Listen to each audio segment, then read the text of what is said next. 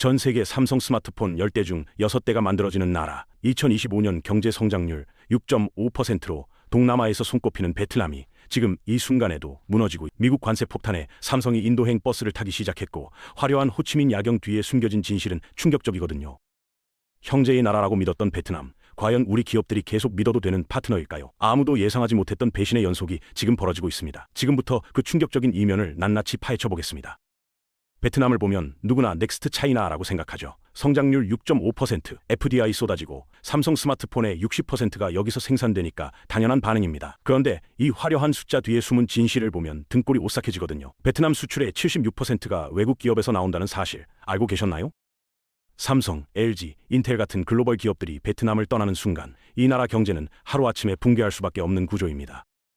성장률이 높아 보여도 실제로는 모래성 위에 세운 건물이나 다름없는 거죠. 더 충격적인 건 베트남 자체 기업들의 경쟁력이에요. 베트남 500대 기업 중에서 글로벌 시장에서 인정받는 브랜드가 몇 개나 될까요? 손에 꼽을 정도밖에 안 됩니다. 빈페스트라는 전기차 회사가 있긴 한데 미국 시장에서 고전을 면치 못하고 있거든요. 2020년만 해도 상황이 달랐습니다. 미중 무역전쟁이 한창일 때 베트남은 최대 수혜국이었어요. 중국을 떠난 기업들이 앞다퉈 베트남으로 몰려들었고, 하노이와 호치민의 공단은 24시간 불이 꺼지지 않았죠. 베트남 정부는 자신감에 차서 우리가 아시아의 새로운 제조 허브다라고 외쳤습니다. 그런데 불과 5년 만에 이 자신감은 오만으로 바뀌었고, 그 대가를 톡톡히 치르고 있어요. 외국 기업들을 당연하게 여기고 약속을 함부로 바꾸고 인프라 투자는 뒷전으로 미루면서 말이죠. 더 심각한 건 베트남 정부가 스스로 이 모래성을 무너뜨리고 있다는 겁니다. 첫 번째 배신, 글로벌 최저 한세 기습 도입부터 시작해볼까요? 베트남이 외국 기업들을 유치할 때 내건 조건은 간단했습니다. 공장 지으면 세금 5%만 내세요. 이 달콤한 약속에 삼성을 비롯한 수많은 기업들이 베트남으로 몰려들었는데 2024년에 갑자기 글로벌 최저 한세를 들이밀면서 세율을 15%로 올려버렸거든요. 삼성은 이 한 방에 무려 4,300억 원의 추가 세금을 물게 됐습니다. 약속을 지키지 않는 나라, 신뢰가 무너지는 순간이었죠. 더 웃긴 건 베트남 정부가 이걸 사전에 통보도 안 했다는 겁니다. 어느 날 갑자기 글로벌 기준에 맞춰야 한다면서 세율 인상을 발표했고, 기업들은 대책 없이 당할 수밖에 없었어요. 두 번째 배신은 전력난입니다. 첨단 산업의 핵심은 안정적인 전력 공급인데 베트남은 이걸 감당하지 못하고 있어요.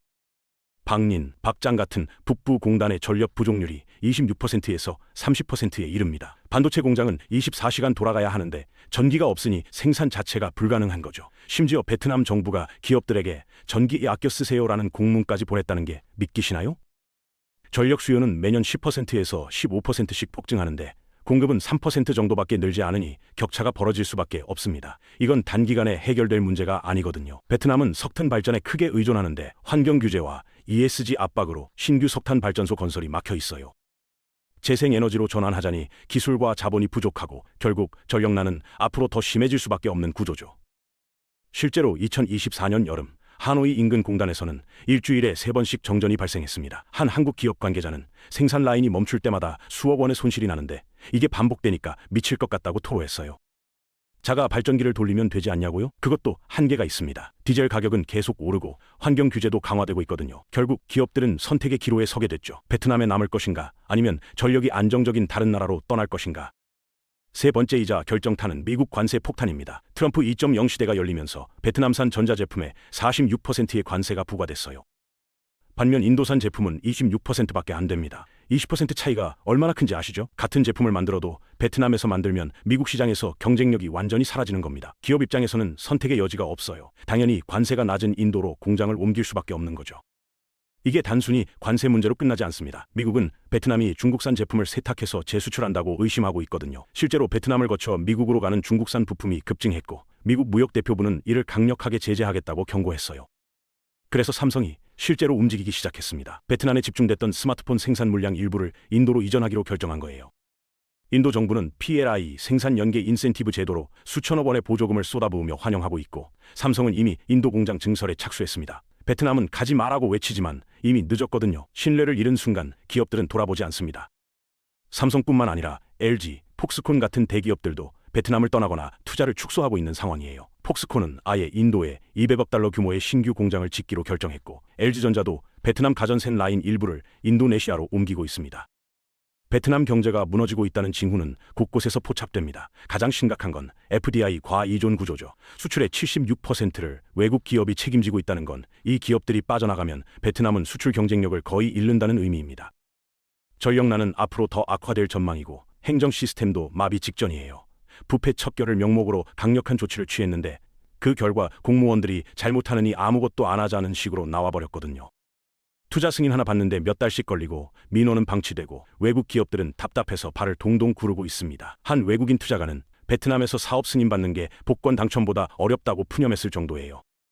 법치도 고무줄처럼 늘었다 줄었다 합니다. 오늘 약속한 정책이 내일 바뀌고 세금 규정도 갑자기 변경되니 기업들이 장기 계획을 세울 수가 없어요. 신뢰라는 게 한번 무너지면 회복하기 정말 어렵거든요. 베트남이 지금 겪고 있는 게 바로 그겁니다. 성장률 6.5%라는 화려한 숫자 뒤에 숨겨진 진실은 외국 기업 의존도 76%, 전력난 심화, 행정 마비, 신뢰 파산이라는 무서운 현실이죠. 부동산 시장도 무너지고 있습니다. 하노이와 호치민의 공장용 부지 가격이 2023년 대비 30% 넘게 떨어졌어요. 매물은 쌓여가는데 사려는 사람이 없는 겁니다. 이게 경제가 무너지기 직전의 신호거든요. 더 무서운 건 베트남 정부가 이 위기를 제대로 인식하지 못하고 있다는 겁니다. 여전히 우리는 성장하고 있다면서 낙관론을 펼치고 있어요. 하지만 현장에서 일하는 기업들은 다릅니다. 한 한국 기업 CEO는 베트남이 5년 전 중국처럼 되고 있다고 경고했어요. 인건비는 오르고 인프라는 부족하고 정부는 비협조적이고 이러면 기업들이 떠날 수밖에 없다는 거죠. 실제로 2024년 베트남의 FDI 신규 투자는 전년 대비 15% 감소했습니다. 기존 투자도 증설보다는 축소 쪽으로 방향을 틀고 있고요. 그렇다면 한국 기업들은 어떻게 해야 할까요? 첫째, 형제국이라는 감정을 버려야 합니다. 국제사회에서 영원한 친구는 없어요. 오직 국익과 기업 이익만 존재할 뿐이거든요.